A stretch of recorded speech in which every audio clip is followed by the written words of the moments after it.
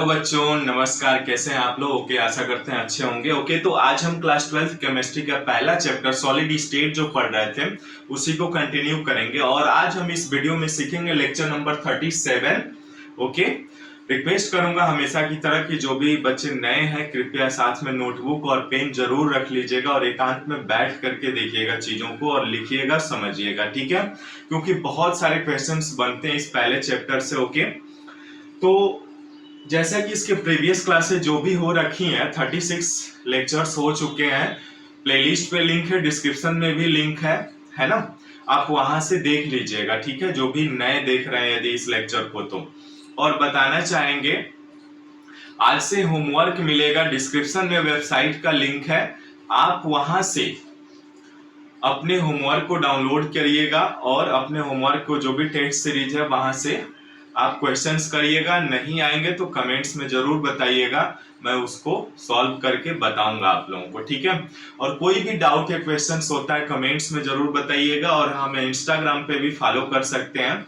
वहां पे कोई भी डाउट होता है तो आप सेम जो नेम इस चैनल का वही सेम अकाउंट आपका इंस्टाग्राम पे भी है, तो वहां से आप हमें कोई भी क्वेश्चंस हो आप बता सकते हैं, तुरंत रिप्लाई आपको मिलेगा। ओके, तो चलिए देर न करते हुए स्टार्ट करते हैं। जैसा कि हम लोग पढ़ रहे थे क्रिस्टल स्ट्रक्चर के बारे में, तो हमने देखा था कि एबी टाइप स्ट्रक्चर को 3 भागों में बांटा था हमने, है ना? पहला NaCl टाइप, दूसरा CsCl टाइप और तीसरा ZnS टाइप, है ना? तो दो तो हम लोग क्रिस्टल स्ट्रक्चर पढ़ चुके हैं, NaCl टाइप भी, और दूसरा हमारा इसके जस्ट प्रीवियस क्लासेज में हम लोगों ने देखा है सीजियम क्लोराइड का। ओके, तो आज हम इस वीडियो में पढ़ेंगे जिंक सल्फाइड क्रिस्टल स्ट्रक्चर का। ओके, तो जैसा कि हम जानते हैं कि आप एनायन को क्या करते हैं, पैकिंग के रूप में लेते हैं, है ना? और सेम टाइप के क्वेश्चंस जो भी MCQs है ना, जो आपके वेबसाइट में मिलेगा वहां से आप देखिएगा, इन्हीं पर आधारित है और भी जो भी लेक्चर्स हुए उन पर आधारित है, ठीक है? तो मेहनत करिए और अच्छे से पढ़िए, ठीक है? चलिए स्टार्ट करते हैं। तो आज हम सीखेंगे ZnS टाइप स्ट्रक्चर, यानी सबसे पहले तो हम लोग सीखेंगे AB टाइप क्रिस्टल स्ट्रक्चर, है ना? AB टाइप, ठीक है? AB टाइप क्रिस्टल स्ट्रक्चर, ठीक है? एबी टाइप क्रिस्टल स्ट्रक्चर में हमने 2 तरह के स्ट्रक्चर पढ़ चुके हैं। कौन कौन से? आपको NaCl पढ़ चुके हैं, यानी सोडियम क्लोराइड, जिसको आप जानते हैं टेबल सॉल्ट या सिंपल सॉल्ट के नाम से, और दूसरा हमने सीजियम क्लोराइड के बारे में सीखा था, CsCl के बारे में, ठीक है? वो भी पढ़ चुके हैं। आज हम थर्ड पढ़ेंगे, जो थर्ड क्या कह रहा है आपका, ZnS type, ZnS type structure, ठीक है? यानी जिंक सल्फाइड जिसको आप कहते हैं, इस टाइप के स्ट्रक्चर को हमें पढ़ना है, ठीक है बच्चों? ओके, अब देखिए जिंक, जैसा कि यहाँ पे केटायन क्या है बच्चों? केटायन मीन्स धनायन जिसको आप कहते हैं, है ना? धन वाले चिन्ह। तो केटायन क्या है आपका? केटायन जो है वो जिंक है ना? और यहाँ पे एनायन क्या है? एनायन जो है आपका, यानी जिसको ऋणायन कहते हैं आप, ऋणायन आपका क्या है? सल्फाइड है ना? ये 2 चीजें हैं। हम जानते हैं कि जो पैकिंग बनाता है वो एनायन बनाता है ना? यानी यहाँ पे जो एनायन है आपका सल्फाइड ZnS टाइप, अब देखिए फर्स्ट पॉइंट क्या है, ZnS टाइप स्ट्रक्चर जो होते हैं वो किस प्रकार का, इज फॉर्म FCC पैकिंग बनाता है। क्या बनाता है बच्चों? FCC, जिसको हम NaCl में पढ़े थे, face centred cubic unit cell की तरह, FCC की तरह जिंक सल्फाइड आपका क्या बनाता है? पैकिंग बनाता है। ओके, क्लियर दिखाई दे रहा है ना? एक बार मैं देखता हूं, आवाज भी क्लियर आ रही है? ओके, तो इस तरह से हमने जिंक सल्फाइड जो है वो क्या करता है? FCC, face centred cubic unit cell packing बनाता है ना? अब इसमें एनायन जो है ये आपका आपने देख ही दिया S-2, ये किस तरह का पैकिंग बनाएगा, आपका FCC बनाएगा पैकिंग, ठीक है। यानी S-2 FCC पैकिंग बनाता है, ठीक है। FCC पैकिंग फॉर्म करता है, बनाता है, ठीक है। अब सेकेंड पॉइंट देखते हैं। सेकेंड पॉइंट में क्या देखेंगे हम लोग कि ये जब पैकिंग बनाता है FCC, यहाँ पे दिखा लेते हैं हम एक चित्र के माध्यम से, देखिएगा। यहाँ क्यूबिक यूनिट सेल बना लेते हैं सबसे पहले तो, ठीक है। अब इस क्यूबिक यूनिट सेल में जब चित्र सामने रहेगा ना तो आपको अच्छे तरीके से समझ में आएगा, ठीक है। और रिक्वेस्ट करूंगा जो भी नए बच्चे हैं कृपया चैनल को प्लीज सब्सक्राइब, लाइक और शेयर जरूर कर लीजिए, ओके। तो अब देखिए S-2 FCC पैकिंग है, तो आप जानते हैं कहां कहां पर होगा एनायन, एक तो इसके कॉर्नर पे होगा और दूसरा क्या होगा, फेसेज पर भी होंगे, है ना। तो चलिए यहाँ पे कॉर्नर और फेस सेंटर पे होंगे, ओके। यानी S-2 कहां कहां पर होगा, एक तो कॉर्नर पे होगा, है ना, और दूसरा कहां पर होगा, फेस सेंटर पे होगा के अनुसार S-2 जब पैकिंग बना रहा है, तो जब पैकिंग बनाएगा S-2 कहां कहां पर होगा, आपके कॉर्नर्स पे होंगे और फेस सेंटर पर भी होगा, है ना।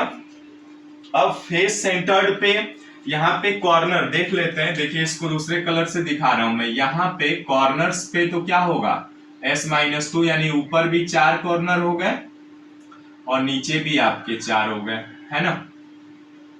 ये देखिए 4 हो गए, यानी S-2 S-2 S-2 S-2, मैं लिख भी दे रहा हूं ताकि आसान रहेगी चीजें समझने में।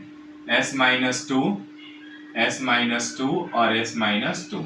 अब इस तरह से ये कॉर्नर्स पे क्या हो जाएंगे बच्चों, कॉर्नर्स पे आपका सल्फाइड आयन हो जाएगा, है ना। तो कॉर्नर्स पे सल्फाइड आयन होगा तो कितने कॉर्नर होते हैं, कॉर्नर्स कितने होते हैं, देखिए 8 कॉर्नर्स होते हैं। और एक कॉर्नर पे ये जो एटम है, ये आपका जो सल्फाइड आयन है ये कॉर्नर्स पे है। तो कॉर्नर्स पे यदि कोई एटम रखा है किसी यूनिट सेल में, तो उसका कितना एटम का हिस्सा अंदर आता है यूनिट सेल में, 1/8 पार्ट इसके आते हैं, यानी ये खुद ही 8 भागों में बटा होता है, ठीक है ना।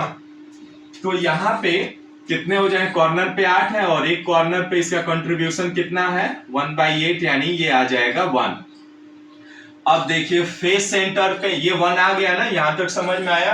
फेस सेंटर, फेस कितने होंगे बताइए, कमेंट्स में जरूर बताइए फेस कितने होंगे। देखिए एक तो ये आपका सामने यहाँ पे एक ऊपर होगा फेस, एक नीचे होगा, एक बाएं होगा, एक दाएं होगा, एक आपके सामने होगा और एक इसके पीछे होगा, है ना। 6 फेसेज होगा।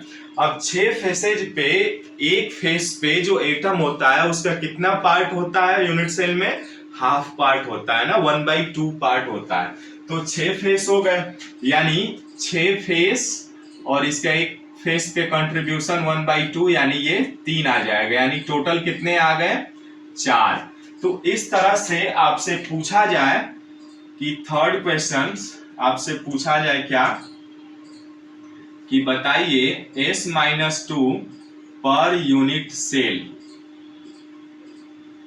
कितना होगा, कितना होगा सांबा बताइए। तो अब देखिए यानी इस यूनिट सेल में S-2 कितने होंगे, तो कितना निकाला अभी आपने, 4 निकाला। तो आप आसानी से बता सकते हैं कि जो सल्फाइड आयन है वह पर यूनिट सेल कितना होगा, 4 होगा, ओके। यहां तक क्लियर हुआ। अब आइए आगे देखते हैं इसके आगे। अब यहाँ पे जो हम लोग देख रहे थे ना, अब Zn+2 कहाँ होगा उसको देख लेते हैं, ठीक है।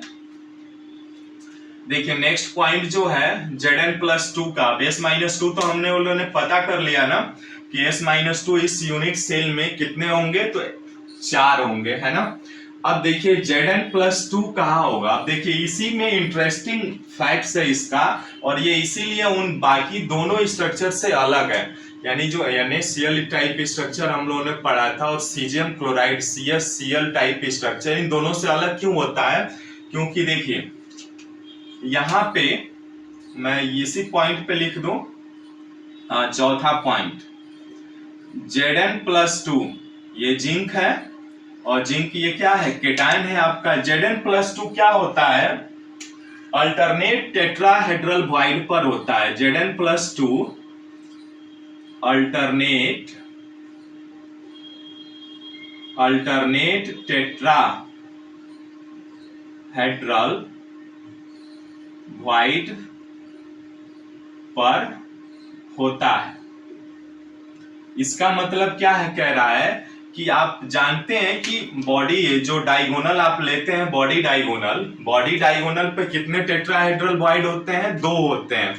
तो अब वहां पे 2 वॉइड होते हैं, लेकिन वहां पर ये अल्टरनेट यानी एक जगह 2 पर 1 होगा, है ना? समझ रहे हैं? यानी बदल करके होगा टेट्राहेड्रल वॉइड, यानी जो चतुष्फलकीय रिक्त स्थान होता है वो बदल बदल करके Zn+2 होता है। यही इसका इंटरेस्टिंग फैक्ट्स है और इसी के लिए ये जाना जाता है कि ZnS टाइप जो स्ट्रक्चर होते हैं वो अलग होते हैं। क्यों होते हैं आइए अब आगे देखते हैं इसी को आगे। ठीक है, यहाँ पे चित्र के ऊपर ही रहने दे रहे हैं। ठीक है, यहाँ पे कर लेते हैं। अब यहाँ पे Zn+2 अल्टरनेट टेट्राहेड्रल वॉइड पर होता है, ये तो हमने समझ लिया। अब आइए Zn+ पर यूनिट सेल कितना होगा इसको देखना है हमें। ठीक है, अब देखिए यहाँ पे नेक्स्ट पॉइंट क्या है? पांचवा क्या कह रहा है? Zn+2 पर यूनिट सेल, यानी कहने का मतलब ये हुआ कि इस पूरे यूनिट सेल में Zn+2 यानी जो आपका केटायन है वो कितना होगा वो हमें पता करना है। ठीक है, तो कितना होगा बताइए जरा, कैसे पता करेंगे? अब देखिए इसका समझने के लिए यहाँ पे हम क्या करते हैं? Tetrahedral void. अब यहाँ पे कहाँ होंगे? बॉडी डायगोनल कितने होते हैं इसमें? कुल बॉडी डायगोनल कितने होंगे? कुल बॉडी डायगोनल, यही समझने वाली चीज है, कितने होंगे? कुल बॉडी डायगोनल कितने होते हैं बच्चों? 4 होते हैं। देखिए आप जिस कमरे में बैठे हैं खुद से कल्पना कर लीजिए, जिस कमरे में बैठते हैं इसके साइड अपर वाला कॉर्नर और इसके जस्ट अपोजिट लोअर वाला कॉर्नर, एक हो गया ना? एक यहाँ से एक उस साइड से ले लीजिए 2, ठीक है, 2 हो गया। एक उस साइड से ले लीजिए 3 और एक फिर इस साइड से ले लीजिए 4, यानी 4 आपके क्या होंगे? बॉडी डायगोनल होंगे, है ना? 4 बॉडी डायगोनल हो गए। और हम जानते बॉडी डायगोनल यही तो है, देखिए तो ये वाला यही बॉडी डायगोनल है, यानी इसको हम ऐसे दिखा दें तो ये बॉडी डायगोनल हो गया आपका, है ना?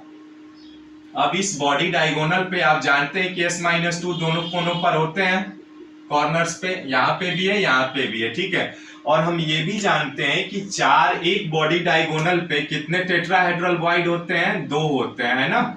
ये रूट कितनी दूरी पर होते हैं? √3a/4 की दूरी पर होते हैं, एक यहाँ से होता है। लेकिन इस टेट्राहेड्रल बॉन्ड 2 होते हैं, तो ये कहा है कि Zn+2 अल्टरनेट टेट्राहेड्रल वॉइड पर होता है, यानी ये 2 जगह नहीं होगा, ये क्या होगा? एक जगह ही होगा, यानी यहीं पे टेट्राहेड्रल यानी Zn+2 होगा। तो अब देखिए टोटल 8 होते हैं ना, टोटल 8 टेट्राहेड्रल वॉइड हो जाएंगे, लेकिन एक ही जगह पर है तो कितने हो जाएंगे? 4 हो जाएंगे, है ना? यानी टोटल ये 4 दूना 8 टेट्राहेड्रल वॉइड हो जाएंगे, होते हैं। तो इसका अल्टरनेट पे होता है, एक ही होता है, तो यहाँ पे कितने हो जाएंगे? 8 में से 4 घटा दीजिए तो 4 आ जाएगा, है ना? यानी आपसे पूछा, यही इंटरेस्टिंग है इसका, इसीलिए ये अन्य दोनों से स्ट्रक्चर से थोड़ा अलग है। यानी Zn+2 पर यूनिट सेल कितना हो गया? 4। अब ये 4 कहां से समझ गया ना, जो इसका बॉडी डायगोनल होता है ये वाला, इस बॉडी डायगोनल पे 2 टेट्राहेड्रल वॉइड होते हैं, लेकिन ये कह रहा है अल्टरनेट टेट्राहेड्रल वॉइड पर होता है Zn+2, तो 2 टेट्राहेड्रल वॉइड पे नहीं होगा, एक ही पर होगा। तो अब टोटल 8 होते हैं तो ये 4 हो जाएंगे। ठीक है, सिंपल सा क्वेश्चन है, समझ सकते हैं, इमेजिन करिएगा तो आसान हो जाएगा। ठीक है, अब आगे देखते हैं, है ना? अब देखिए 6वां पॉइंट, अभी आपने क्या क्या निकाल लिया, Zn+2 निकाल लिया, S-2 भी निकाल लिया, यानी इस पूरे यूनिट सेल में S-2 कितने होंगे, तो 4 होंगे, और Zn+2 कितने होंगे, ये भी 4 होंगे। देखिए कितना इंटरेस्टिंग है। अब आपसे पूछा जाए कि बताइए ZnS per unit cell, ZnS per unit cell कितना होगा, तो बताइए कितना होगा जी, 4 ही होगा। जब Zn(S-2) 4 है और Zn+2 है तो ZnS पर यूनिट सेल कितना होगा, 4 होगा। यानी इस पूरे यूनिट सेल में पूछा जाए कि जिंक सल्फाइड कितने होंगे, तो 4 होंगे। क्लियर है, समझ में आ रहा है यहाँ तक? ओके, क्लियर है ना? एक बार मैं देख लेता हूँ, स्क्रीनशॉट भी ले सकते हैं लेना है तो, लेकिन लिखिएगा, सबसे बेस्ट तरीका यही है, समझ में आएगा, चीजें आसान हो जाएंगे। ठीक है ना, यहाँ तक हो गया। अब रिक्वेस्ट करूंगा कि प्लीज आप यदि चैनल पे पहली बार हैं या आपने अभी तक सब्सक्राइब लाइक शेयर नहीं किया है तो प्लीज सब्सक्राइब लाइक शेयर कर लीजिए, क्योंकि इससे हमें मोटिवेशन मिलता है। ओके, और आप हमें सपोर्ट भी कर सकते हैं। ठीक है, सब्सक्राइब लाइक और शेयर करके, और उन बच्चों तक शेयर करिए जिन्हें इस चीज की नीड है। ठीक है, तो चलिए यहाँ पे हमने देख लिया ZnS पर यूनिट सेल कितना होगा, तो 4 हो जाएगा आपका। ओके, आइए अब आगे देख लेते हैं। अब यहाँ पे हम निकालते हैं कि Zn+2 का कोऑर्डिनेशन नंबर कितना होगा। 7वां जो है पॉइंट देखते हैं कि Zn+2 का समन्वय संख्या, कोऑर्डिनेशन नंबर कितना होगा बच्चों। देखिए अब Zn+2 का कोऑर्डिनेशन नंबर कितना होगा, और यहीं पे हमें 8वां पॉइंट भी यही निकालना है, S-2 का कोऑर्डिनेशन नंबर कितना होगा, ये बताना है। अब आइए सिंपल कितना होगा बताइए जरा, खुद से कमेंट्स में जरूर बताइए सोच करके जल्दी, कितना होगा इसका। अब देखिए सिंपल, आपने ये देखा कि Zn+2 कितने सल्फाइड आयन से घिरा हुआ है, कितने घिरा हुआ है, खुद कल्पना करिए कि आपका Zn+2 कहां पर है। Zn+2 अल्टरनेट टेट्राहेड्रल वॉइड पे होगा, है ना। देखिए ये टेट्राहेड्रल वॉइड है, यहाँ पे होगा, यानी इधर है, एक इधर होगा तो एक इधर भी होगा, है ना, एक इधर भी होगा और एक इधर भी होगा। यानी ये कुल कितने Zn+2 से घिरा हुआ है। क्लियर है, कितने घिरा हुआ है बताइए जरा, 4 से घिरा होगा ना। खुद इमेजिन करके देखिए कि ये Zn+2 आपका टेट्राहेड्रल वॉइड पे यहीं पर तो है, तो ये देखिए ये Zn+2 यहाँ पर है यदि, तो ये कितने Zn+2, इधर भी होगा Zn+2 और इधर भी होगा, है ना। तो ये कितने Zn+2 से घिरा हुआ है, 4 से घिरा हुआ है। ठीक है, तो इसका कोऑर्डिनेशन नंबर कितना आ गया, 4 आ गया। अब ठीक वैसे ही S-2 का कोऑर्डिनेशन नंबर, ये समन्वय संख्या कितनी होगी, तो यहां से क्या कर सकते हैं आप, अब ये खुद कल्पना करके इमेजिन करिए कि S-2 कितने Zn+2 से घिरा हुआ है। अभी यहां पर क्या देखा आपने कि एक Zn+2 कितने S-2 से घिरा हुआ था, अब यहां पर S-2 कितने Zn+2 से घिरा हुआ है, तो सेम ही होगा, 4 ही होगा, है ना। तो इस तरह से हम कोऑर्डिनेशन नंबर निकाल सकते हैं। ठीक है, समझ में आ रहा है, आशा करता हूं समझ में आया होगा। ओके गाइज, मेहनत करिए, जितना अधिक हो सके मेहनत करिए और पढ़िए अच्छे से। ठीक है, बहुत जल्दी टेस्ट सीरीज भी स्टार्ट हो गए हैं, होमवर्क होगा आपके वेबसाइट पे जा करके, वहां से देख लीजिए, डिस्क्रिप्शन में भी दे दूंगा, आप वहां से बनाइएगा। जो चीजें नहीं आती हैं, आपसे क्लियर नहीं है तो पूछिएगा, मैं जरूर आपको रिप्लाई करूंगा। ठीक है, तो यहां से आपने ये चीजें निकाल लिया, यानी एक बार मैं फिर से रिपीट कर दे रहा हूं। देखिए एबी टाइप क्रिस्टल स्ट्रक्चर पढ़ रहे थे हम लोग, जिसमें जिंक सल्फाइड टाइप का स्ट्रक्चर पढ़ना है। इसके पहले हम लोग NaCl सीजियम क्लोराइड पढ़ चुके हैं, प्रीवियस क्लासेज का लिंक है डिस्क्रिप्शन में, या आप प्लेलिस्ट से भी देख सकते हैं। अब देखिए यहाँ पे हम जानते हैं कि केटायन क्या है, धनायन है, यानी Zn+2 है। ओके, और एनायन क्या है, S-2। हम ये भी जानते हैं कि एनायन का आकार बड़ा होता है ना, तो जो पैकिंग बनाती है, और केटायन का आकार छोटा होता है। ठीक है, तो जिंक सल्फाइड कौन सी पैकिंग बनाती है, ये देखिए पैकिंग कौन सी बनाएगी, एफसीसी बनाएगी, face centred cubic unit cell बनाएगी पैकिंग, जो एफसीसी फॉर्म करेगी या सीसीपी जो भी कहिए। इसमें S-2 जो है एनाइल पैकिंग बनाएगा किस तरह का, एफसीसी का।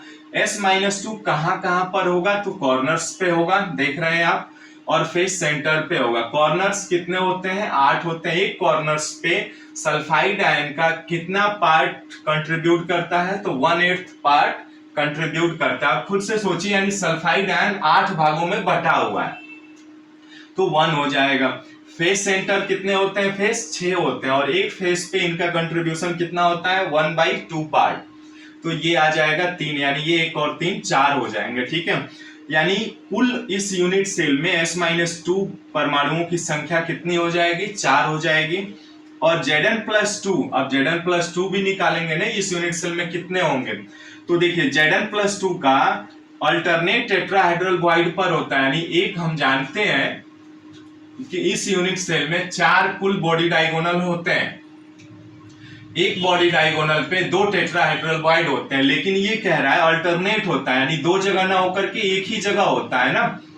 तो यहाँ पे हम अल्टरनेट टेट्राहेड्रल बॉन्ड पे होते हैं, तो 4 होते हैं, 4 दूना 8, यानी इसका आधा कर देंगे, 4 आ जाएगा, यानी इस पूरे यूनिट सेल में Zn+2 की संख्या कितनी होगी, 4 होगी।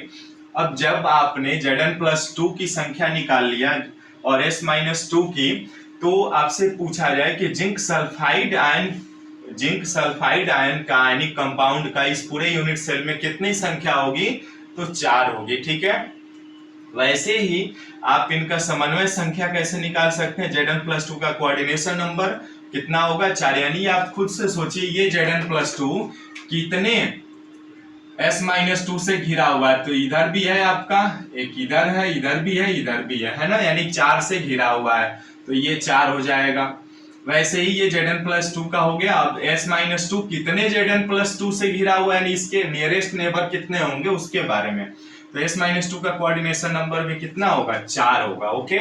इस तरह से हमने ये देखा जिंक सल्फाइड के स्ट्रक्चर इस तरह से होते हैं। अब ऐसे कौन कौन से आयनिक कंपाउंड्स हैं जिनका स्ट्रक्चर इनके समान ही होता है, ठीक है। आइए देखते हैं, एग्जांपल्स बताइए तो कमेंट्स में जल्दी, कमेंट्स में क्या क्या होगा इनका आयन, क्लियर है, यानी कुछ दिखाई नहीं दे रहा है क्या बच्चों, ठीक है, वो थोड़ा सा चमक रहा है लाइट का, कोई इशू नहीं है, उसमें दिखाई दे रहा है। कुल बॉडी डायगोनल में लिख रहा हूं, ठीक है। अब इनका एग्जांपल्स देख लीजिए, एग्जांपल्स क्या क्या है, CuCl हो गया, 9वां पॉइंट जो होगा एग्जांपल्स हो जाएंगे, CuCl हो गया, CuBr हो गया, और भी कौन कौन से एग्जांपल्स हो जाएंगे, CuiKi है ना, पोटेशियम आयोडाइड। तो ये सभी क्या है, ये आपका इस तरह से इनका ये आपके क्या होंगे स्ट्रक्चर है इनके, जिनके समान होते हैं, यानी ZnS टाइप भी के स्ट्रक्चर भी ये भी रखते हैं, CuCl, CuBr, Cui, बुक में होगा, आप एग्जांपल्स देख लीजिएगा, बहुत सारे एग्जांपल्स हैं, ठीक है। तो इस तरह से गाइज हमने अभी तक ये AB टाइप स्ट्रक्चर हमने समाप्त कर लिया, यानी अब बचे हैं AB2 और A2B टाइप, है ना, तो उसको भी देखेंगे नेक्स्ट लेक्चर में। तब तक के लिए thanks for watching this video, please subscribe, like, share जरूर करिए, ओके, और अच्छे से पढ़िए, थैंक्स अ लॉट।